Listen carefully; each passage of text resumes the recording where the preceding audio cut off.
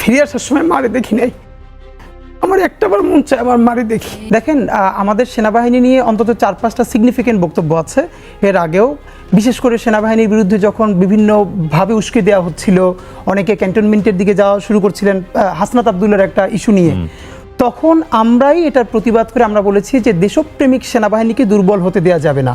নিশ্চয়ই যেই সেনাবাহিনীরা গুমের সাথে জড়িত ছিল, খুনের সাথে জড়িত ছিল, তাদেরকে বিচার করতে হবে। এবং ধরে ধরে বলেছি যে পিলখানা কমিশনের একদম সুস্পষ্ট যদি প্রতিবেদনটা আসে, এখানে সেনাবাহিনীর অনেক কর্মকর্তা ফেঁসে যাবেন। যদি গুম কমিশনেরটাও আসে তাহলে ফেঁসে যাবেন, কিন্তু এটা কি পুরো বাংলাদেশের সমস্ত সেনাবাহিনীর কর্মকর্তা না। তো আমাদের বক্তব্যটা খুবই স্পেসিফিক যে যেই সেনাবাহিনী জনতার পক্ষে দাঁড়িয়েছিল বা দাঁড়াতে বাধ্য হয়েছিল, এখন যদি আর একটা 111-এর মতো পায়তারা তাদেরকে দিয়ে কেউ করায়, আর করালে অবশ্যই এটা ভারতীয় আধিপত্যবাদ করাবে, এটা আমরা জানি। কারণ ভারতীয় আধিপত্যবাদের এখনও শক্তিটা সেনাবাহিনীর মধ্যে একদম আগের মতোই আছে, এটা আমরা কিছু করতে পারি নাই। সেই প্রেক্ষাপটে বলেছি, তারা যদি এই প্রচণ্ড জনমতের বিরুদ্ধে গিয়ে যদি ওরকম একটা 111 করতে চায়, আর এই 111-কে মানুষ একদম ভারতীয় আধিপত্যবাদের সরাসরি আগ্রাসন হিসেবে মনে করবে, তাহলে জনগণ ক্যান্টনমেন্টের ইট খুলে নিয়ে আসবে। কিন্তু ফ্যাক্ট হলো যে এটা তারা যদি না করে, তাহলে সেই সেনাবাহিনীকে সম্মান করা, তাদেরকে প্রোটেক্ট করা, সেটা বাংলাদেশের সেনাবাহিনী জনগণের সবচেয়ে বড় দায়িত্ব। আর সেনাবাহিনীর প্রধান যেটা বলেছেন, আই থিঙ্ক এটা গত কয়েকদিন ধরে আমাদের এনসিপির কিছু ভাই বন্ধুরা তারা কোট আনকোট সেনাবাহিনীর ব্যাপারে বিভিন্ন কিছুই বলছেন, পলিটিক্যাল বক্তব্য দিচ্ছেন, এটা তাদের ব্যাপার। এবং তিনি যে বক্তব্যটা দিয়েছেন সেনাবাহিনীর প্রধান, তিনি বাহিনীর প্রধান হিসেবে যে বক্তব্যটা দিয়েছেন এটা একদমই ঠিক আছে, কারণ এর চেয়ে আর উনি কী বা বলতে পারেন, সেটা ঠিকই আছে। তো আমার ধারণা ওনার এই বক্তব্যের অ্যাড্রেসিংটা আমাদের এনসিপির সে সমস্ত ভাই বন্ধু যারা বিভিন্নভাবে বিভিন্ন কিছু বলবার চেষ্টা করছেন, তা আমার মনে হয় যে এটা সেটার ব্যাপারেই গেছে। কিন্তু আমরা একটা মজার ব্যাপার আপনাকে বলি যে স্বাভাবিকভাবেই এনএসআই, ডিজিএফআই, বাংলাদেশের যত গোয়েন্দা সংস্থাগুলো আছে, এরা তো যারা বিভিন্ন অ্যাক্টিভিজম করে তাদের সাথে কথা বলে। তো ইনকিলাব মঞ্চ থেকে আমাদেরকেও একবার ডিজিএফআইতে দাওয়াত দেওয়া হয়েছিল, এনএসআইতেও দাওয়াত দেওয়া হয়েছে। আর রাষ্ট্রীয় প্রতিষ্ঠান দাওয়াত দিলে আপনি কথা বলতে যাবেন, এটা তো ভদ্রতাই, আমরাও গিয়েছি। তো আমাদেরকে বলছিল যে মানে আপনারা আসলে যে কাজটা করছেন আমাদের ব্যাপারে বিভিন্ন কিছু জিজ্ঞেস করছিল, তো ফান্ডের ব্যাপারে জিজ্ঞেস করছিল যে আপনারা কীভাবে কি ম্যানেজ করছেন। তো আমরা খুব মজা করে বলেছিলাম যে দেখেন, আমাদের ফান্ডে কোত্থেকে 20 টাকা ঢোকে আর কোত্থেকে 20 টাকা বের হয়, এইটা জানার আগে আপনারা জানেন। এইটা জেনেই বলছি যে আমরা শতভাগ ক্রাউড ফান্ডিং করি এবং প্রতি মাস শেষে আমরা এখন পর্যন্ত একটা নজির স্থাপন করেছি যে মানুষের কাছ থেকে টাকা তুলে সেটা প্রতি মাসে আবার ব্যাংক, বিকাশ সব স্টেটমেন্ট ওপেন করে দেই। তো আমাদের এটুকুন জায়গাটা নিশ্চিত করতে পেরেছি বলেই আমাদেরকে আসলে তারা অনারের সাথে দেখেন। এবং এটা আমরা বলি যে একটা সংবাদ সম্মেলনে আমরা সেনাবাহিনীর একটা আলোচনাকে ধরে প্রচুর সমালোচনা করেই যখন টিভিতে ক্লিপটা এসেছে, আমি ডিজিএফের একজন সিনিয়র কর্মকর্তাকে পাঠিয়ে বলেছি যে দেখেন আপনাদেরকে কি বলেছি। কারণ হলো আমি জানি ওনারা তো মূলধারা গণমাধ্যমে দেখবেনই, সুতরাং আমিও পাঠিয়ে রাখি। তো আমাদের যেটা সুবিধা সেটা হলো এখন পর্যন্ত, ভবিষ্যতে কি হবে জানি না, আমরা আপনাদের কাছে দোয়া চাই যে এখন পর্যন্ত যেহেতু জানি বাংলাদেশের রাষ্ট্রীয় এজেন্সি তারা যত কর্মতৎপরতাই চালাবে, আমরা আমাদের অনেস্টির ব্যাপারে আলহামদুলিল্লাহ এখন পর্যন্ত যেহেতু শতভাগ নিশ্চিত, সুতরাং যে কোনো ব্যাপারে কথা বলতে আমরা ভয় পাই না। ইনকিলাব মঞ্চের জন্মটা হলো কিভাবে? ইনকিলাব মঞ্চের জন্মটা হয়েছে আমি আমাদের সেক্রেটারি আব্দুল্লাহ জাবের, আমরা 5 তারিখ পর্যন্ত একসাথেই আন্দোলন করেছি, একদম একই জায়গায়। তো 5 তারিখ রাতে আমরা সারা রাত যখনই করে রাতে মন্দির পাহারা দিচ্ছিলাম, আমি জাবের, আমাদের আরও কিছু বন্ধুরা। তো মন্দির পাহারা দিতে দিতেই মনে হচ্ছিল যে এখানে এত বড় ভারতীয় আধিপত্যবাদ এত বছর ধরে কায়েম হয়েছে এবং আওয়ামী লীগের শুধু আইকনটা পালিয়েছে, বাকি সমস্ত হাজার হাজার কোটি টাকা প্রতিষ্ঠান তাদের রয়ে গেছে। এটা এরা সহজে এরকম ছেড়ে দিবে, ব্যাপারটা এরকম না, বরং তারা পাল্টা কু করবে, প্রতি বিপ্লব করবার চেষ্টা করবে। তা আমাদের যেটা কাজ, যে আমরা সবসময় বলি যে আমাদের জীবনে, সবার জীবনে একটা জায়গা থাকে না যে আমি এই জিনিসটা দেখছি, ওকে আমার জীবনে আর কিছু দেখার নাই। তা আমাদের বন্ধুদের মধ্যে আমরা ইনকিলাব মঞ্চ জড়া করি, আমাদের সবারই একই ফিলিং যে আমরা জুলাইয়ে শরিক হতে পেরেছি, আমাদের জীবনে সম্ভবত এর চেয়ে ভালো কোনো পর্ব আসবে না। সুতরাং আমাদের কাজ হলো এই জুলাইকে মানে অক্ষুণ্ণ রাখা, ইনসাফের সাথে, সততার সাথে। তারপর আমরা প্ল্যান করলাম যে কোনোভাবেও এটাকে আমাদের এগিয়ে নিয়ে যেতে হবে। আমরা ভাবছিলাম বিএনপি, জামাত ইসলামী, অন্যান্য যে ফ্যাসিবাদ বিরোধী দল, তারা হয়তো প্রথম 15 দিন শাহবাগে আরও বিভিন্ন জায়গায় প্রতিদিন একটা সাংস্কৃতিক জমায়েত করে মানে এটাকে অক্ষুণ্ণ রাখা, ঐক্যবদ্ধ রাখা। কিন্তু সরকার গঠন, বিভিন্ন প্রক্রিয়ার কারণে কোনো দলই আসলে ঐক্যতে ফোকাস করতে পারে নাই। ফাঁকে দেখলাম ইসকন থেকে শুরু করে অন্যরা এই প্রথমেই শুরু করলো মাইনরিটি কার্ড, তারপর ইসকন হঠাৎ করে শাহবাগে হাজার হাজার মানুষ জমা করে ফেললো, চট্টগ্রামে করলো। তো আমাদের মনে হচ্ছিল এখন তারা মাইনরিটি কার্ড নিয়ে সামনে আসবে, ভারত যেটা সবসময় করে বাংলাদেশে, একটা হলো মাইনরিটি কার্ডটা খেলে আর একটা হলো পার্বত্য চট্টগ্রাম। তো আমরা কোনোভাবে আর কুল করতে না পারে আমরা বললাম না, আমরা আর কারোর জন্য বসে থাকবো না, আমরা নিজেরা দাঁড়াই। তো তারপরে আমার মনে আছে 5ই অগস্টের পরে 13ই অগস্ট সর্বপ্রথম আমরা শাহবাগে দাঁড়াই ইনকিলাব মঞ্চের ব্যানারে, যে এই যে গণহত্যার সাথে যে সমস্ত পুলিশ এবং আমলারা জড়িত তাদেরকে অনতিবিলম্বে গ্রেপ্তার করতে হবে, গণহত্যাকারী হাসিনাকে দেশে ফিরিয়ে বিচারের ব্যবস্থা করতে হবে, এইরকম বেশ কিছু জনদাবি নিয়ে আমরা সেদিন দাঁড়াই। এবং আমার মনে আছে আমরা যখন প্রথমে দাঁড়াই জাদুঘরের সামনে, সেদিন আমরা 25-30 জন ছিলাম প্রথম একদম সকাল। তো যখন বললাম যে আরেকটু সামনে যাই, তো আমাদের ছোট ভাইয়েরা একটু লজ্জা পাচ্ছিল যে 30-35 জন আর একটা ক্রাউড রাস্তার সামনে যাবে, একটু লজ্জাও লাগছিল। সবার কাছে প্ল্যাকার্ড, আমি আর জাবের ফজর পর্যন্ত প্ল্যাকার্ড লিখেছি আমার বাসায়, মনে আছে যে কি কি লিখবো। ফজরের পরে আমরা ঘন্টাখানিক একটু বিশ্রাম নিয়ে তারপরে বের হয়েছি। তো আমরা 30-35 জনের মতো। তো ওরা একটু ইতস্তত বোধ করছিল যে শাহবাগে দাঁড়াবে, লজ্জাও লাগতেছে, লোকজন কম। তখন আমার মনে আছে আমি বলেছিলাম যে দেখো মাথা গুইন না, মানে আমরা কয়জন সেইটা চিন্তা না করে আমরা কি বলতেছি, আমাদের প্ল্যাকার্ডে কি লেখা সেইটা দেখো। এই দাবিতে যদি মানুষ না আসতে পারে সেটা তার লজ্জা, তার ব্যর্থতা। আমরা তো আমার নিজের কিছু চাচ্ছি না, সুতরাং আমাদেরকে দাঁড়াইতে পারতে হবে, একজন হইলেও দাঁড়াইতে পারতে হবে। তা আমার মনে আছে আমরা প্রথম যখন দাঁড়ালাম ঘন্টা 3-4 পরে সেইটাই শত শত মানুষের একটা অবস্থায় রূপ নিয়েছে এবং এরপর থেকে তো আমরা এখন পর্যন্ত আছি। না, নিঃসন্দেহ অসাধারণ উদ্যোগ এবং একই সাথে এটা বাংলাদেশের মানুষের ক্রাউডকে টাচ করেছে, কোনো সন্দেহ নেই। কিন্তু আপনারা কোনো প্রতিষ্ঠানের ব্যানারে কেন গেলেন না, বা আপনারা অন্যান্য যে প্রতিষ্ঠানগুলো এক্সিস্টিং ছিল, জুলাই আন্দোলনের শরিক যারা ছিল, স্টেক হোল্ডার যারা ছিল, সেখানে তো মার্চ করতে পারতেন, কেন আলাদা একটা মঞ্চের? এইখানে একটা ব্যাপার, আমরা যখন শুরু করি তখন শুধু একটাই প্রমিনেন্ট সংগঠন, বৈষম্য বিরোধী ছাত্র আন্দোলন, আমরা সবাই এই ব্যানারেই আন্দোলন করেছি। তো আমাদের যে জায়গাটা মনে হচ্ছিল, বরং আমি, আমাদের জাবের সেক্রেটারি, আমরা এর আগেও গত 3-4 বছর ধরে ঢাকায় আমরা কালচারালি আমরা অ্যাক্টিভিজম করছিলাম। আমরা যখন বুঝছিলাম যে পলিটিক্যাল কোনো ভয়েস দেওয়া যাচ্ছে না, সব দিকে একদম রুদ্ধশ্বাস হয়ে আসছে, তো আমাদের মনে হচ্ছিল যে বাঙালি মুসলমান বাংলাদেশ, এই যে কালচারাল জায়গাটাকে, যেমন আমরা মনে আছে আমরা 2022-23 ঢাকায় প্রথম চাঁদ রাতে ঈদের মিছিল, এই উদ্যোগটা নিয়েছিলাম এবং প্রচুর স্পার্ক করেছিল আমাদের উদ্যোগে। ঢাকার বাইরেও অনেক জেলায় এটা হয়েছে। এইগুলো করে করে আমরা বাংলাদেশের কালচারাল পলিটিক্সটা, এই সম্বন্ধে আমাদের একটা ভালো হোমওয়ার্ক আছে। তো আমরা যেটা মনে করেছি গত যে 17 বছরের ফ্যাসিবাদ, এই ফ্যাসিবাদের একদম আতুর ঘর হলো কালচারাল ফ্যাসিজম। যারা নিজেরা গিলে করা পাঞ্জাবি পরবে, এরপরে চটের ব্যাগ থাকবে, তাদেরকে দেখে একদম ফেরেশতা মনে হবে, যেন একটা মশা মাছিও তাদের গায়ে পড়লে টোকা দেয় না, কিন্তু ভয়াবহভাবে এরা গণহত্যার ন্যারেটিভ উৎপাদন করে দেয়। আপনাকে গুম করবে, মানে আয়নাঘর করবে, কিন্তু সে এমন করে কথা বলবে না যেন এটা যদি জামাত ইসলামের সাথে হয়, এটা যদি ইলিয়াস আলী হয়, বিএনপি হয়, এটা যদি বেগম জিয়ার সাথে হয়, না এটা তাহলে অপরাধ না। রাজনীতি খুব খারাপ, কিন্তু বেগম জিয়ার বাড়ির সামনে অবরোধ করা শিল্পী নাম দিয়ে, না এটা রাজনীতি না, এটা হলো শৈল্পিক একটা বিপ্লবের জায়গা। কিন্তু এই হাসিনাই যখন ছেলেদেরকে, বাচ্চাদেরকে গুলি করে চোখ উপড়ে ফেলছে, তখন এই শিল্পী, এই যে বিনম্র শ্রদ্ধা যারা জানাচ্ছে, এদের কয়জন তখন তার বিরুদ্ধে দাঁড়িয়েছিল? তা আমরা যেটা বুঝেছিলাম, এই যে কালচারাল লড়াইটা, এইটা যারা ধরতে পারবে তাদেরই বাংলাদেশ হবে। আমরা যত রাজনৈতিক অভ্যুত্থান করি, এটা স্পার্ক করে থাকবে 1, 2, 3, 5 বছর, কিন্তু রাজনীতি তো 5 বছরের না, রাজনীতি তো 50 বছরের। তো আমরা চেষ্টা করলাম যে না, আমরা পলিটিক্যাল ভয়েস দিব, স্বাধীনতা সার্বভৌমত্বের পক্ষে ভয়েস দিব, কিন্তু মানে ইট উড বি কালচারাল।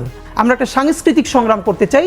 এই জন্য যেহেতু দেখলাম যে অন্যান্য প্ল্যাটফর্মগুলো তো কালচারালি লড়াই করছে না, এবং আমার মনে আছে আমরা একটা প্রথম খুব সিগনিফিকেন্ট প্রোগ্রাম শাহবাগে, যে স্বৈরাচার পতনের শুকরানা উপলক্ষে গণসিজদা ও দ্রোহের গান।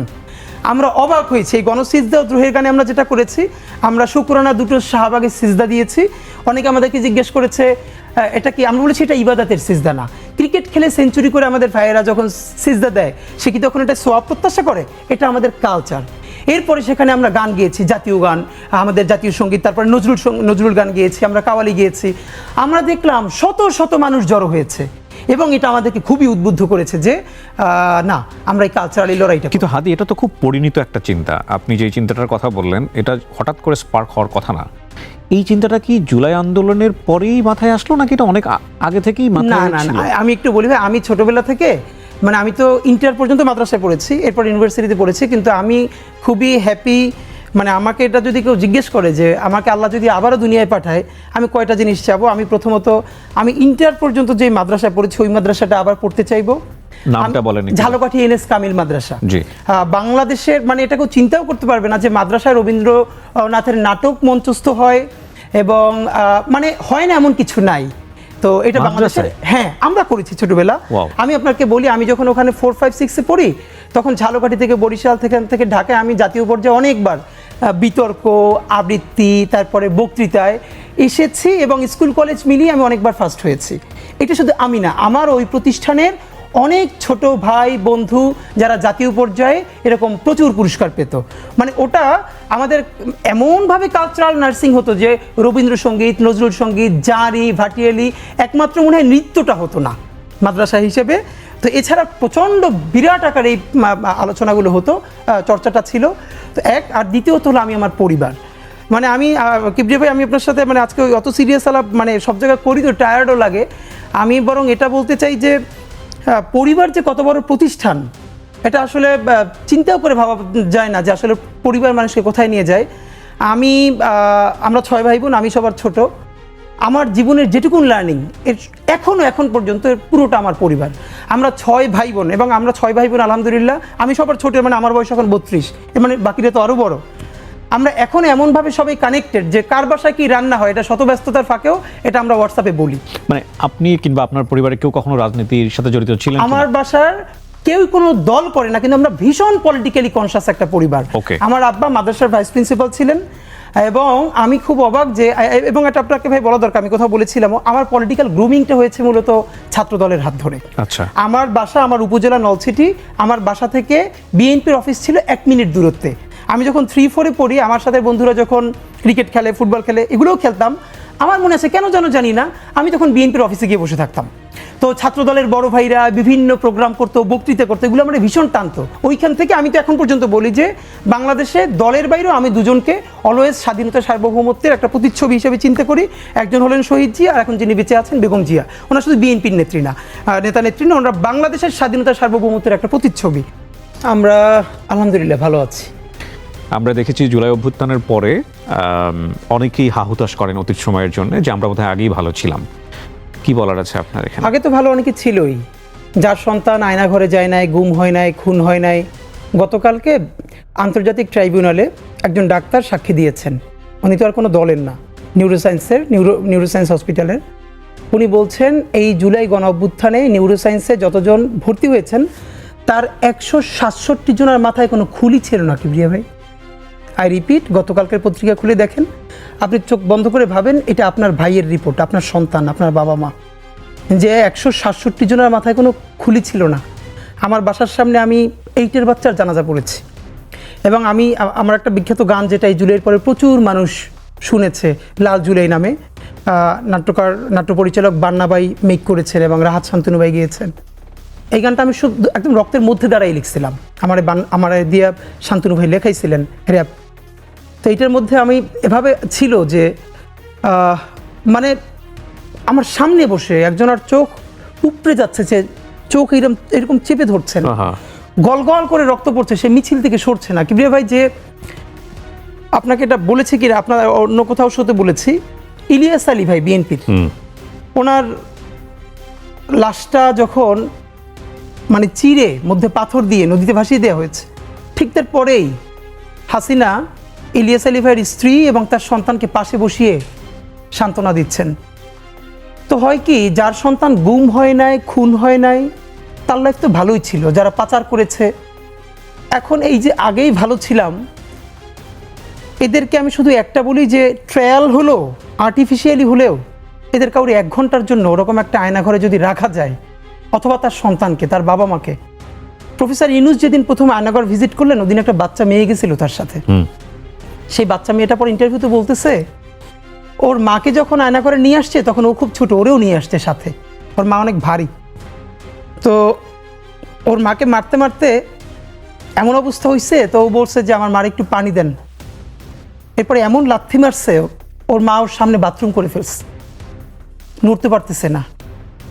একটা মেয়ে বলতেছে যে তাকে আয়নাঘরে নেওয়ার পর তার পিরিয়ড হয়ে গেছে মায়ের চোটে, তারপরে বলছে আমাকে প্যাড দেন, হো হো করে হাসতেছে। আপনি ভাবেন যে আপনার বোন, আপনার, এবং সব থেকে ভয়াবহ এই যে আলেপ আয়নাঘরের একজনকে ধরেছে, আয়নাঘরে নিয়েছে, তাকে জঙ্গি হিসেবে তার জবানবন্দি নেবে, কিন্তু সে দিচ্ছে না। তাকে জঙ্গি হিসেবে জবানবন্দি নেয়ার জন্য তার স্ত্রীকে ধরে এনেছে তার সামনে। আপনি চক্ষু বন্ধ করে ভাবেন যে তার স্ত্রী তখন রোজাদার স্ত্রীকে সে যাতে স্বীকারোক্তি দেয় যে এখানে জঙ্গিপনা আছে আর সে জঙ্গি কার্যক্রমের সাথে জড়িত। ভাই, এই কথাগুলো যারা বলে আর্টিফিশিয়ালি হলো, দুনিয়ার যে মানুষটা ডাকাত তারও তো সন্তান আছে। একটা ছবি আছে, একটু দেখে নিন। হঠাৎ করে ওনার কথা শুনে মনে পড়লো, ছবিটার নাম হচ্ছে আনথিঙ্কেবল। যারা আমার অনুষ্ঠানটা দেখছেন তারা দেখে নিন ছবিটা। আমাকে কিভাবে ইদানিং অনেক বড় ভাইরা বলে কি, তুমি অনেক ইমোশনাল কথা বলো, এখন একটু প্র্যাকটিক্যাল কথা বলা দরকার, একটু ইমোশন দিয়ে তাড়িত হও। আমি ভেবে পাই না ভাই, 24-এ এই দুনিয়ার কোন পলিটিক্যাল সায়েন্টিস্ট একটা অঙ্ক কষে বসছিল যে এই ফ্যাসিবাদের পতন হবে এই বাচ্চাদের হাতে? সবাই তো 24-এ নির্বাচনের পরে বলেছে আরও 5 বছর। কি ভীষণ ইমোশন থাকলে, সেদিনকে আমার সাথে একটা বাচ্চার দেখা হয়েছে, তার বাবা আমাদের সাথে দেখা করতে এসেছে, যে ও প্রথম দিন নামছে, ও 9-এ পড়ে, সারা জীবন গেম ছাড়া কিছু খেলে নাই, বন্ধুদের সাথেও আড্ডা দেয় না, কিন্তু এই রক্ত দেখে সে নামছিল। তার বাবা মা মনে করছে ও খুব খারাপ করে ফেলবে। পরের দিন রাত্রিরে ওরে দুধের সাথে ঘুমের ওষুধ খাওয়াই দিয়ে ওর ঘুম পাড়াই রাখছে। পরের দিন কি হয়েছে আপনি অবাক হবেন, এই বাচ্চা সে ঘুম থেকে উঠে তাকে বিকেল হয়েছে এবং তাকে মিছিলে যাইতে দেয় নাই। সে বাসায় বটি নিয়ে তারপরে বাপ মারে ধরছে, আমার উঠাও নাই কেন, সেই বটি নিয়ে তার বাবা তার সাথে রাস্তায় নামছে। এটা শুনেছি আমি। মানে যে ও যেহেতু নামবেই তাহলে আমি নামি, এগুলো কি প্র্যাকটিক্যাল ছিল? তাহলে এই ইমোশন, বাচ্চার চোখ ঝুলে যাচ্ছে। এখন পর্যন্ত বেওয়ারিশ কতগুলো লাশ আমরা শনাক্ত করতে পারি নাই।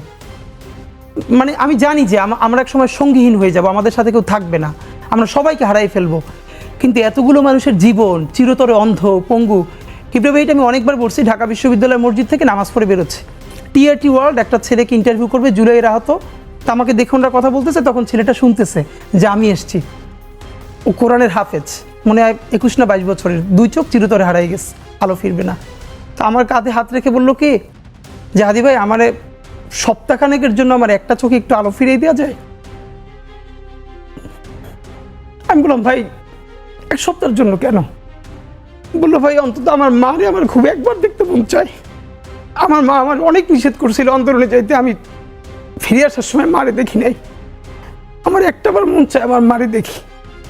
তো যারা হাজার হাজার কোটি টাকা পাচার করে বিদেশ চলে গেছে,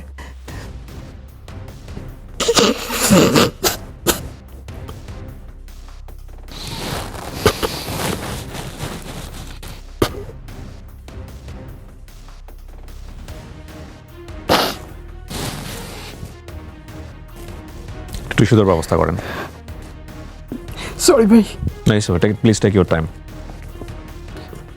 হাদি ভাই, এটা আসলেই খুবই ইমোশনাল জায়গা, এখান থেকে আমাদেরকে একটু সামনের দিকে যেতে হবে। আমি জানি আপনি সেই সময় থেকে একেবারে সরাসরি মাঠে আছেন, প্রত্যেকটা বিষয় নিয়ে আপনি খুবই লাউড ভোকাল। এটা ঠিক যে 24-এর পরে আমরা একটা বছর পার করলাম এবং এই 1 বছরের মধ্যেই যে চেঞ্জেসগুলো দেখেছি মানুষের মধ্যে, আপনার কখনো ভয় হয় না আপনার ভবিষ্যৎ নিয়ে? প্রথমত ভাই, কারণ আপনি যা করছেন আজকে, আপনার মতো অনেকেই যারা করছেন, সবই তো ডকুমেন্টেড। হ্যাঁ, সব ডকুমেন্টেড। আপনি জানেন হয়তো যে আমি যখন আন্দোলনে, তখন আমি প্রথম জানি আমার ওয়াইফ কনসিভ করেছে এবং আমার বেশ কিছু কমপ্লেক্সিটি ছিল। তো আমি তো রামপুরে ছিলাম, একদম প্রতিদিনই মানে ওখানে একটা ভূমিকা রাখার যেহেতু আল্লাহ তৌফিক দিয়েছিল, তো কারোর কথাই যখন শুনছিলাম না, তখন আমার মনে আছে যে আমার ভাই আমার বোনের বাসা, সবার বাসা কাছাকাছি। তো আমার ওয়াইফকে বলছিলাম, আমি শুনছিলাম অন্য রুমে, যে ও বাসায় ঢুকলে আমার ফোন দিব, আমি বাহির থেকে তালা মেরে দিয়ে যাব। তো তখন দুটো কথা খুব মনে আছে, আমার ওয়াইফ একবারও নিষেধ করে নাই, কারণ জানছিল যে এই কাজটাই আমি জন্মের পর থেকে করতে চেয়েছিলাম, ইনসাফের লড়াইটা। তো আমাকে এখন থামালো আসলে পারবে না, এটাও জানতো, আমার পরিবারও জানতো, কিন্তু তাদের তো আসলে ভাই, বিশেষ করে আমার যখন এখন দুনিয়া একটা বাচ্চা আসবে, তখন আমার ভাই একবার আমাকে বলছিল যে এই বাচ্চাটার কথা তো চিন্তা করা দরকার তোর। তখন আমি দুটো কথা বলছিলাম, একটা হচ্ছে যে এখন পর্যন্ত যেই বাবারা রাস্তায় শহীদ হয়েছে তাদেরও তো বাচ্চা আছে, এমন তো না ওরা দুনিয়া এমনি এমনি আসছে, তাদেরকে যেরকম আল্লাহ দেখবে ওরও আল্লাহই দেখবে। আর একবার তখন আমি শুনতে পাচ্ছিলাম যে আমার ওয়াইফকে বলতেছিল যে ও বাসায় ঢুকলে বলবা যে আমি বাইরে থেকে লক করে যাব। তখন আমার মনে আছে, আমি যখন বুঝতে পারছিলাম যে এরকমটা করতে পারে, তা আমার বাসার ছাদে পাশ থেকে অন্য পাশ থেকে বের হওয়া যায়। তাই আমি বলছিলাম যে যদি সত্যি এইটা করো, যদি আমি 7 তালা দিয়ে লাফ দিয়ে পড়ি তখন তোমরা কী করবো, আমার বাঁচাইতে পারবা?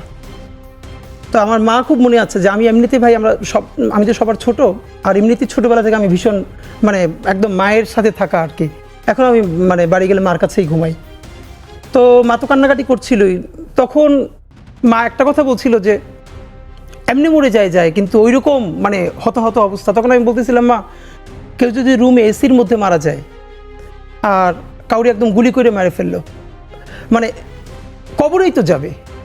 আর ব্যাপারটা তো এমন না যে এসির মধ্যে মারা গেল তার মৃত্যু কষ্ট কম, বরং জীবনে তো পাপ আমাদের সবারই আছে। হয়তো আমার প্রচণ্ড পাপ থাকা সত্ত্বেও আমি একটা ইনসাফের পক্ষে দাঁড়ানোর কারণে আমার এই মৃত্যুর মধ্য দিয়ে আল্লাহ তোমার মাফ করে দিতে পারে, এটুকু তো ন্যূনতম প্রত্যাশা আমাদের থাকা দরকার।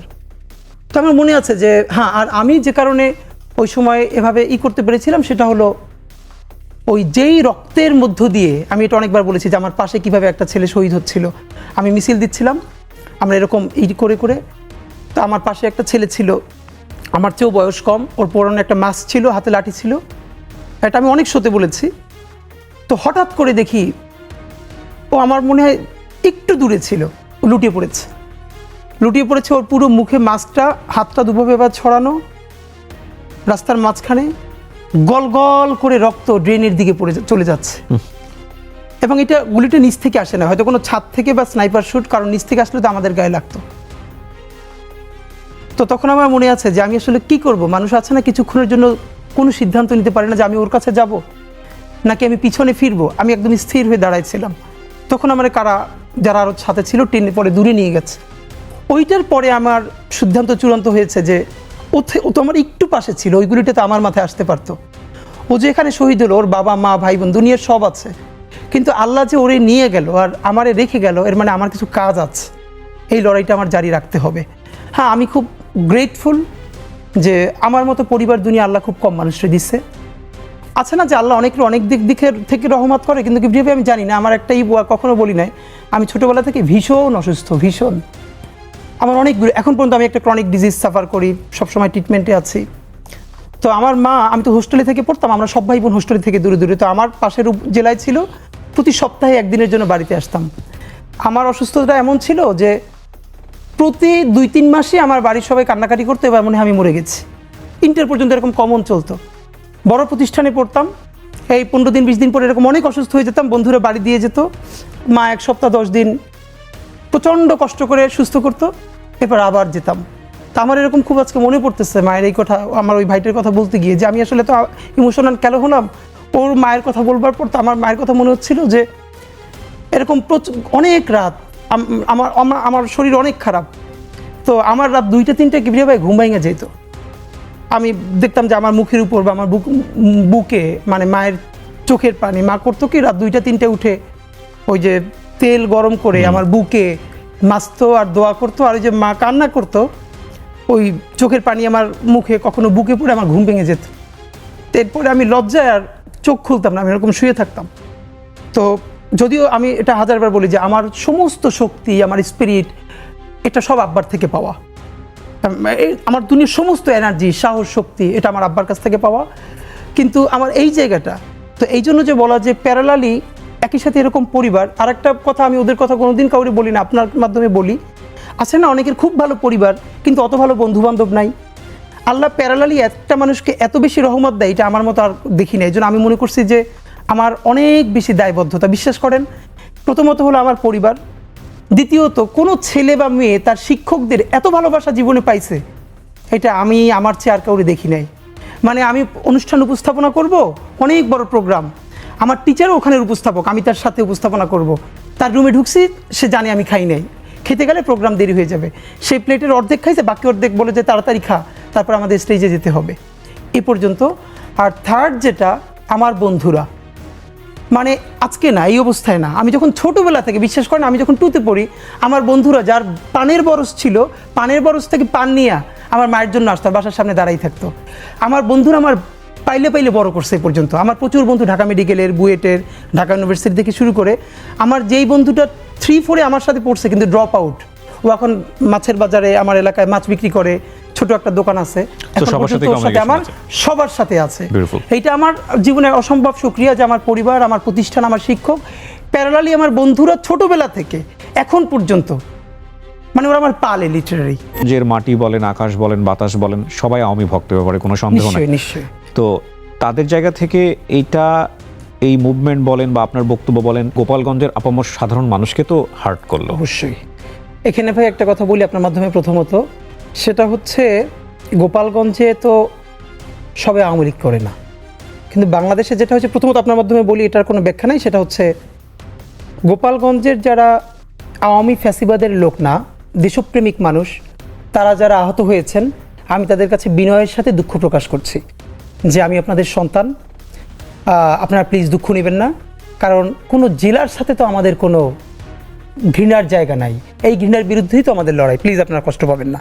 কিন্তু এর পরের কথাটা কি জানেন, সেটা হলো হাসিনা ভারতের সাথে আওয়ামী লীগ এবং ভারত মিলে যেটা করেছে, বাংলাদেশকে অঘোষিতভাবে টুঙ্গিপাড়ার একটা উপনিবেশ বানিয়েছে। ছোট একটা গল্প আমার মনে পড়লো, 3-4 বছর আগে ট্রাফিক সার্জেন্ট একজনে ধরছে মোটরসাইকেল, নাই মানে ওই হেলমেট নাই, লাইসেন্সও নাই, তা আমি পাশে দাঁড়ানো। আবার এই কথাটা আমি যখন ক্লাস নিচ্ছিলাম আমার বিভিন্ন স্টুডেন্টদের, ওদের সাথেই গল্প করেছি। তো সে সার্জেন্টকে কোনো উত্তর দিচ্ছে না, তো এরকম 2-3 মিনিট বলার পর সে বলতেছে শুধু পিছনে তাকান। তো পিছনে তাকান বললে পর, তো পিছনে তাকাই দেখলাম ওই যে বোর্ড, ওখানে লেখা গোপালগঞ্জ। এরপরে সার্জেন্ট তাকে ছেড়ে দিল। মানে হলো ওই যে আপনার নাম্বার প্লেট, এই নাম্বার প্লেটে গাড়িটা হলো গোপালগঞ্জের, মানে উনি বুঝাতে চাইলেন উনি গোপালগঞ্জের মানুষ, সুতরাং এইটাই হওয়ার কথা ছিল, আর বেশি কিছু করলে হয়তো ওনার চাকরি চলে যাবে। এই যে গোপালগঞ্জ নাম করে পুরো বাংলাদেশকে একটা টুঙ্গিপাড়ার উপনিবেশ বানিয়ে ফেলা, দেখেন বেগম জিয়ার সেই কথাটা আপনার মনে আছে নিশ্চয়ই, যে গোপালগঞ্জের নাম বদলে যাবে। এর মানে কি গোপালগঞ্জের সাথে ওনার ব্যক্তিগত কোনো শত্রুতা আছে? নিশ্চয়ই না। কিন্তু এই বাংলাদেশে যারা ফ্যাসিবাদ কায়েম করেছে, আপনি পুলিশের মধ্যে দেখেন, আমলাদের মধ্যে দেখেন, গোপালগঞ্জ মানে গোপালগঞ্জকে ধরে ধরে ধরে ধরে তাদেরকে চাকরি দিয়ে, প্রমোশন দিয়ে, সব হত্যাগুলো তাদেরকে দিয়ে করানো হয়েছে, এবং তাদেরকে এম্পাওয়ার করেছে কোন পরিচয়টা, সে গোপালগঞ্জের ছেলে বা গোপালগঞ্জের মেয়ে, রাইট? তা আমাদেরকে যেটা করতে হবে, ওই আইডেন্টিটি পলিটিক্সের বিরুদ্ধে কথা বলতে হবে। আমরা তো এটা বলছি না যে এই গোপালগঞ্জ একদিন আবার বগুড়া হয়ে উঠতে পারে, না, আমরা বগুড়া হতে দিব না গোপালগঞ্জে। এর মানে হলো যে কোনো একক জেলা, একক ব্যক্তির পরিচয় কাউকে মনস্টার হতে দেওয়া যাবে না। সুতরাং হ্যাঁ, আর ওই দিন আমরা খুবই এক্সাইটেড ছিলাম, কারণ হলো হাসনাতরা যখন লিটারারি, এটা সত্য যে ওদেরকে ওভাবে পেলে ওদেরকে মেরে ফেলতো, এমনভাবে ওদের সাথে তো বারবার কথা হচ্ছিল। তো আপনি যখন বুঝবেন, দেখেন আমি তো হাসনাতদের পলিটিক্স করি না, কিন্তু হাসনাত, বিএনপি, জামাত, এনসিপি, যারা এই জুলাইয়ের যোদ্ধা, তারা তো সবাই আমার ভাই। ইভেন আওয়ামী লীগের সেই মানুষটা, আমি হাজারবার বলি, যে গণহত্যা করে নাই, গুম করে নাই, খুন করে নাই, হত্যা করে নাই, কিন্তু সে ফিলোসফিক্যালি আওয়ামী লীগ, আমি তো তাকেও বলি যে তার সাথেও কোনো অন্যায় করা যাবে না, তার সাথে ইনসাফ করতে হবে। না, আওয়ামী লীগের অনেকে আছে জুলাইয়ের পক্ষে ছিল, হ্যাঁ, একদম স্বীকৃত আওয়ামী লীগ। আমি আপনাকে বলি, আমি যে আমার শেষের 10 দিন তো আমার বাসায় থাকতে পারি নাই, এবং আমার ওয়াইফ তখন বাসায় একা, আমার বাড়ির লোক, আমার শ্বশুর বাড়ির কেউ জানে না যে আমি বাসায় নাই, আমার ওয়াইফ প্রেগনেন্ট, কিন্তু তখন আমি রাতে বাসায় থাকি না, কারণ সারা রাত জেগে জেগে ল্যান্ডফোনে, তখন যখন নেট ব্ল্যাক আউট করা হয়েছিল, আমি যে বাসাটা, যে আপার বাসায় ছিলাম, ওনার ভাইও আওয়ামী লীগের ওয়ার্ডের একজন বড় নেতা, এবং ওই বাসাতে এই জন্য আমি এই আপার বাসায় থাকতে পেরেছিলাম যেন, এবং ওনার ভাই জানতো, কিন্তু ওনাকে বারবার ডেকে বলেছে এটা কিন্তু খুব রিস্কি হচ্ছে, বাট এবং ওই আপা, আমি অনেক টকশোতে বলেছি, উনি রাত 2টায় 3টায় আমার সাথে ব্রাকের সামনে, ইস্ট ওয়েস্টের সামনে, তারপরে আবুল হোটেলের ওখানে বোরকা পরে ফাইল নিয়ে হসপিটালের আমার সাথে গেছেন, কারণ ঠিক তখন আমার ওখানে যাওয়া দরকার ছিল অবস্থা বোঝার জন্য।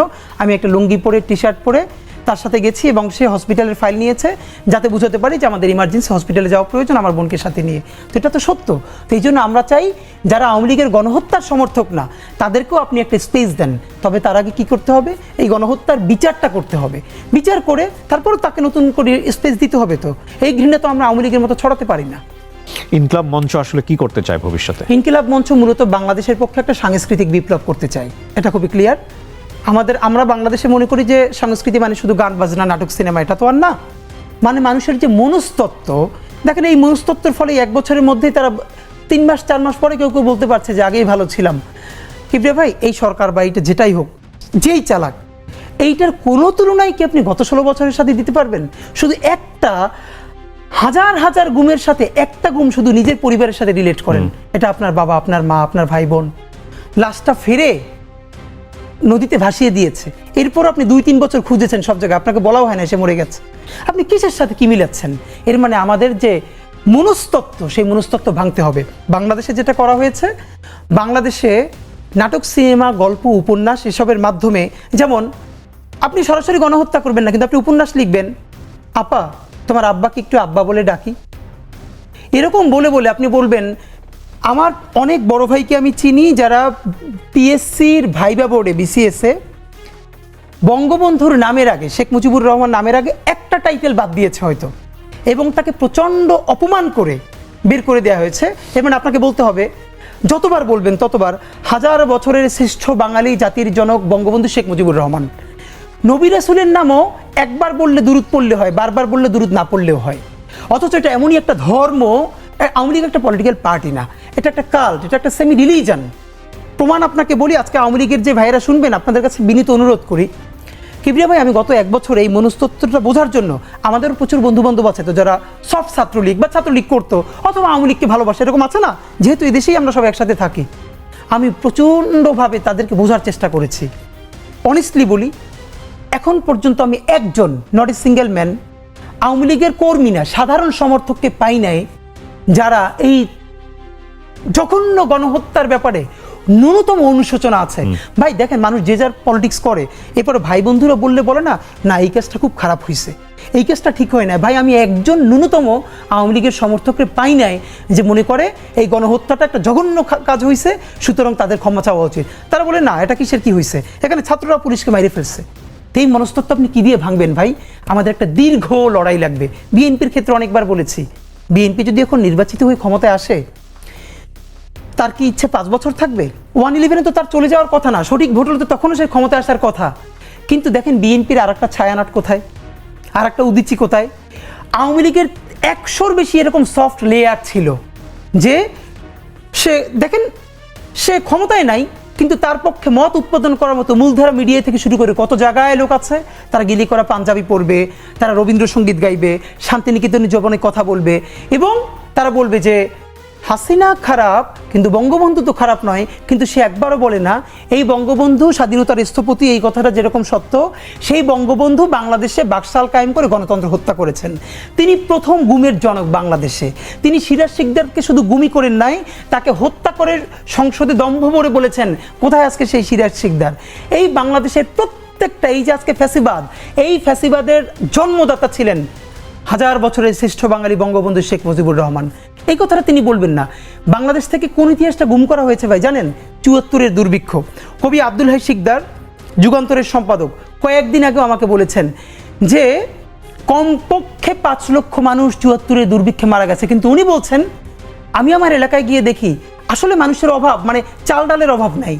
তখন দেশে এগুলোর পর্যাপ্ত মজুদ ছিল, কিন্তু আওয়ামী লীগ এবং আওয়ামী লীগের তখন সবাই মিলে এটা নিজেরা মজুদ করে, কালোবাজারি করে তারা মানুষের কাছে পৌঁছে দিতেন। আমি যে এলাকার ছেলে, সবাই আমির হোসেন আমুকে আমার এলাকায় সবাই লবণ চোরা বলে চিনে। এই ৭৪-এর দুর্ভিক্ষের সময় তারা লবণকে এরকম কুক্ষিগত করে এরপর অনেক বেশি দামে বিক্রি করেছে। 5 লক্ষর বেশি মানুষ ৭৪-এর দুর্ভিক্ষে মারা গেছে, যার ফলে ৭৫-এর 15ই অগস্টে জানা যায় লোক পাওয়া যায় না। এটা তো সত্য। এই সত্য কি তারা কোনোদিন স্বীকার করে?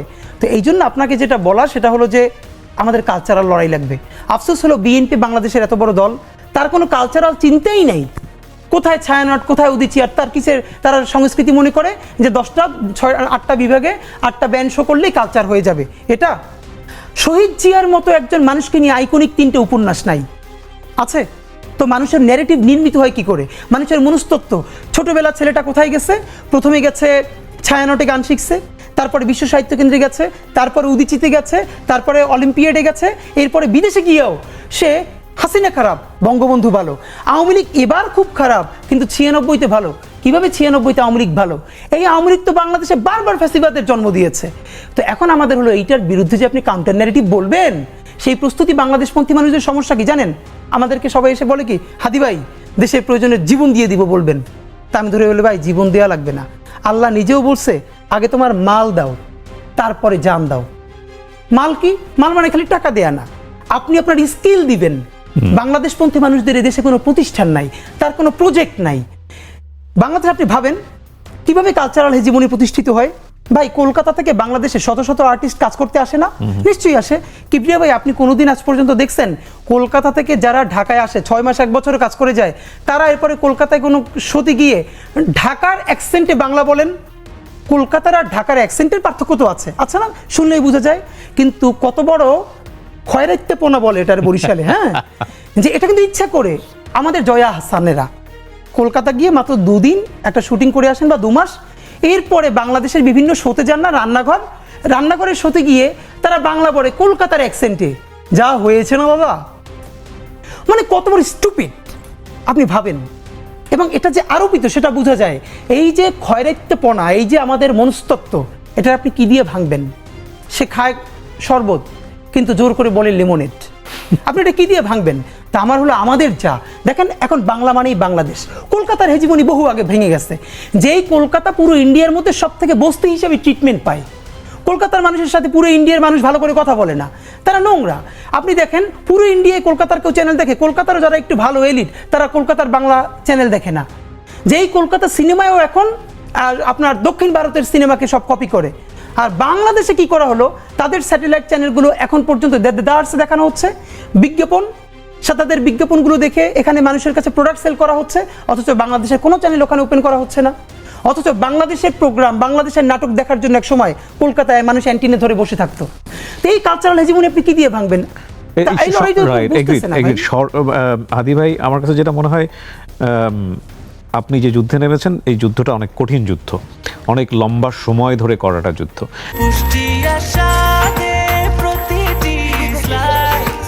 ব্রেকফাস্ট, টিফিন কিংবা স্ন্যাক টাইমে মজাদার আয়োজন মানে অল টাইম ব্রেড। 1 বছরের মধ্যে আমরা জুলাইয়ের যারা শক্তি ছিলাম, যারা জুলাইকে ধারণ করেছি, তাদের মধ্যে যেইভাবে আমরা বিভাজন দেখেছি, আমি কয়েকটা উদাহরণ বলতে পারি। যেমন ধরেন, বাংলাদেশের এই আন্দোলনে সোশ্যাল ইনফ্লুয়েন্সার যদি আমি বলি, দেশ এবং দেশের বাইরে থেকে, মূলত দেশের বাইরে থেকে আমি বলবো, বেশ কয়েকজন হাতে গোনা, তারা গণমাধ্যমের চেয়েও শক্তিশালী ভূমিকায় ছিল। তাদের কথায় মানুষজন রাস্তায় নেমেছে। এটা পৃথিবীর ইতিহাসে কোথাও হয়েছে কিনা আমরা ঠিক জানি না। আমরা জানি যে ইন্ডিয়াতেও এরকম কিছু পলিটিক্যাল ইনফ্লুয়েন্সার আছেন, কিন্তু এতটা পাওয়ারফুল কিনা বাংলাদেশের এই বেশ কয়েকজন আমি বলবো। তাদের মধ্যে এক বিভাজন দেখেছি, মারাত্মক রকমের বিভাজন, একজন আরেকজনকে সম্মান দিয়ে কথা বলে না। এবং এই যে ক্রিটিসিজমের এই যে লেয়ার, হ্যাঁ আমরা বলতে পারি যে এখন গণমাধ্যম অনেক স্বাধীন, যে যেভাবে পারছে কথা বলছে, কিন্তু এই যে বিভাজনগুলো, রাজনীতিতে বিভাজন, মানুষে মানুষে বিভাজন, চিন্তায় বিভাজন, আসলে এটা কি ঠিক হচ্ছে, বা এই জায়গাটায় আসলে সামনে কি হতে পারে? এটা তো আমাদের জন্য খুবই কষ্টকর, খুবই মানে এটা আমাদের মানে আছে না যে আপনি জাস্ট তাকাই দেখবেন, কিছু বলতে পারছেন না। যেই স্পিরিটগুলো একসাথে ছিল, আমি হাজারবার বলেছি, আপনি আমাকে বলেছেন না যে আমরা আরও কোনো প্ল্যাটফর্মের সাথে কেন গেলাম না, ইভেন রাজনৈতিক দলও কেন এখনও যাচ্ছি না। আমাদের মনে হচ্ছিল আমরা যে একটা যুদ্ধে আছি, এটা ন্যূনতম একটা পর্যায়ে পৌঁছানোর পরে যে যার পলিটিক্সটা করবে। তো আমাদের বন্ধুরা স্বাভাবিকভাবে অনেকে যে যার পলিটিক্স করবে, ভিন্ন ভিন্ন হয়ে যাবে। তখন মনে হলো যে একটা না একটা ফোর্সকে তো থাকতে হবে, যখন প্রচণ্ড কোনো খারাপ অবস্থা হবে তখন সবাইরে হাত ধরে টেনে নিয়ে একসাথে একটু বসানো, একসাথে চা খাওয়ানো। তো সাধারণত যেটা হয় ভাই, প্রত্যেকটা দেশেই কোনো গণ অভ্যুত্থান বা বিপ্লবের পর যারা বিপ্লবী শক্তি থাকে, তাদের নিজেদের মধ্যে প্রচণ্ড ঝগড়াঝাটি শুধু হয় না, বিপ্লবীদের হাতে বিপ্লবীরা খুনও হয়। পৃথিবীর অনেক দেশে হয়েছে। তো প্রথমত আমরা তো এখানে বিপ্লবটা চূড়ান্তভাবে করতে পারি নাই, কিন্তু আমরা তো গণ অভ্যুত্থান তো করেছি ভীষণভাবে। তো এখন এটার বিভিন্ন ফোর্স, আমরা তো দেখেন ডান বাম বিভিন্ন ঘরানা সবাই মিলে একসাথে করেছি। এখন যে যার ঘরে ফিরবে, এটা হওয়ারই কথা ছিল। কিন্তু এখানে যেটা হয়ে যাচ্ছে যে ওই আক্রমণের ভাষাটা, মানে আমি শুধু আমাকে সহ সবাইকে বলছি, প্লিজ আমরা যখন সমালোচনাটা করব তখন ন্যূনতম এটুকুন মেনটেন করি, যাতে জরুরি প্রয়োজনে আবার তার সাথে একসাথে একটু বসা যায়, এমনভাবে না বলি যাতে কোনোদিনই তার মুখ দেখা বন্ধ হয়ে যায়। কারণ আমরা যেহেতু দেখেন, আমি আবারও বলি, যত বিচ্ছিন্নতা থাকুক, অনৈক্য থাকুক, আওয়ামী লীগ প্রশ্নে বাংলাদেশের সমস্ত ফ্যাসিবাদ বিরোধী শক্তির এক, গণহত্যার বিরুদ্ধে এক। তো আপনার আমাকে সহ আমি সবাইকে বলতে চাই, আমরা যখনই সমালোচনাটা করব, যারা জুলাইয়ের শক্তি ছিল, অন্তত এতটুকুন সম্মান ন্যূনতম বজায় রাখা, যাতে আবারও বড় বৃহত্তর ঐক্যে দরকার হলে আমরা যেন এক টেবিলে বসে কথা বলতে পারি। কিন্তু এমনভাবে যদি বলে ফেলি যে আমাদের মুখ দেখা দেখি বন্ধ হয়ে যায়, এই সুবিধা নিবে কারা? ভারতীয় আধিপত্যবাদ নিবে, গণহত্যাকারীরা নিবে। তো এটা তো আমাদের জন্য কারোর জন্যই কাম্য নয়। সুতরাং ওই ঐক্যটা তো আমাদের লাগবে। আগামীর যে নির্বাচন, আমরা অলরেডি শুনেছি যে 2026 ফেব্রুয়ারিতে নির্বাচন। আপনার কি মনে হয় এখন যে অবস্থায় আছে বাংলাদেশ, তাতে আমরা কি ফ্রি ফেয়ার একটা ইলেকশন দিতে পারবো? এখন ঠিক যে অবস্থায় আছে তাতে ওরকম প্রধান উপদেষ্টা বলেছেন যেটা যে ঈদের উৎসবের মতো একটা নির্বাচন। দেখেন বাংলাদেশের যতগুলো বড় বড় সমস্যা হয়েছে তার মূলে ছিল ত্রুটিপূর্ণ নির্বাচন। এখন উনি যেটা বলেছেন যে একটা ঈদের মতো, যে মানুষ বিদেশ থেকেও ভোট দিতে আসবে, আসলে সত্যি ওরকম একটা নির্বাচন হলে তো মানুষ ওই আমেজটা বাচ্চা কাচ্চা নিয়ে লাইন দিয়ে ভোট দিবে। কিন্তু এখন পর্যন্ত আইনশৃঙ্খলা বাহিনীর যা অবস্থা, 1000-এর উপরে পুলিশ সরাসরি গণহত্যায় জড়িত, তাদের ব্যাপারে মামলা আছে। 46 জন না জানো কয়জনকে এরকমই গ্রেপ্তার করা হয়েছে, বাকিদেরকে গ্রেপ্তারও করা হয় নাই। তো পুলিশের অবস্থা এই, বাকি আইনশৃঙ্খলার অবস্থা এই। ঠিক এই অবস্থায় নির্বাচনে গেলে বাংলাদেশের মানুষের ঈদের উৎসবও হবে না, ওরকম ভালো নির্বাচনও হবে না, যা হবার তাই হবে। তো আমি যেটা মনে করি যে ইতিহাসের শ্রেষ্ঠ নির্বাচন হওয়ার জন্য আমরা দুটো কথা বলেছি। প্রথমত, অন্তত গুরুত্বপূর্ণ কয়েকটা বিচার আপনাকে দেখাতেই হবে। যদি জনগণকে আপনি যদি চান না বিএনপি, জামাত ইসলামী আর যারা যারা এখন ক্ষমতার কাছাকাছি যাবে শুধু তারাই নির্বাচন করুক, এটা বাংলাদেশের জনগণের সর্বোচ্চ 20%। কিন্তু বাকি যারা দলের কর্মী না কিন্তু দেশ ভালোবেসে নির্বাচন করবে, তারা কিন্তু কেন্দ্রে যাবে না। তাদেরকে কেন্দ্রে নিলে কি করতে হবে? আপনাকে অবশ্যই জুলাই গণহত্যার যারা একদম প্রথম নির্দেশদাতা তাদের কয়েকটার বিচার করে দেখাতে হবে। নাম্বার 2, অবশ্যই কিছু মৌলিক সংস্কার, মানে একদম যা আছে সেটার উপর দিয়ে দিলে মানুষ ভোট কেন্দ্রেও যাবে না, আমিও যাব না, আমরাও যাব না। এমন কিছু সংস্কার যেটা মানুষ ফিল করবে যে না, এই সংস্কারটা হয়েছে, এখন খুশি হয়ে আমরা নির্বাচনটা করতে পারি। নাম্বার 3, এই নির্বাচনটা হতে হবে বাকশালী সংবিধানকে কবর দিয়ে নতুন বাংলাদেশের নতুন সংবিধানের নির্বাচন। আপনাকে বলতে পারতে হবে যারাই ক্ষমতায় আসবে, এইটা আমরা নতুন বাংলাদেশ বলছি, তো সুতরাং নতুন বাংলাদেশে বাকশালী সংবিধান যেটার মাধ্যমে অটোমেটিকলি ফ্যাসিবাদ কায়েম হবে আবারও, সেই সংবিধানকে বাদ দিয়ে জনতার নতুন সংসদ, নতুন সংবিধান প্রণয়ন করবে। আপনি এটা যদি ঘোষণা দিতে পারেন তাহলে বাংলাদেশের মানুষ ওই আনন্দে, ওই আকাঙ্ক্ষায় নির্বাচনে অংশগ্রহণ করবে। কিন্তু নতুন সংবিধানও নাই, কোনো সংস্কারও নাই, বিচারও নাই, এই অবস্থায় নির্বাচন গেলে আসলে কিছুই হবে না। ইভেন আই থিঙ্ক নির্বাচন করাও কঠিন হয়ে যাবে। হতাশ হয়ে যাচ্ছি আমরা মানে শেষের দিকের এই কথাগুলো শুনে, কিন্তু মানুষ তো আসলে একটা পরিবর্তন দেখতে চেয়েছিল, অবশ্যই, এবং সেই পরিবর্তনের জায়গায় আসলে কলকাঠি নাড়ছে কে, সেটাও একটা বড় প্রশ্ন।